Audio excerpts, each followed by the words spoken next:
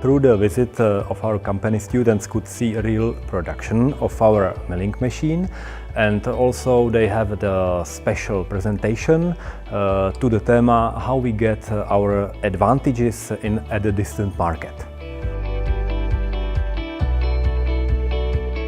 Students during the tour was very interesting because they were listening my presentation carefully, and after that they put many interesting questions, added questions, in which I could improve my presentation and also add some next information during tour.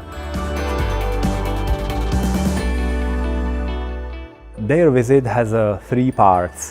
First of them was a presentation to the specific theme, then the real view of our production, and then I think the most important point, lunch!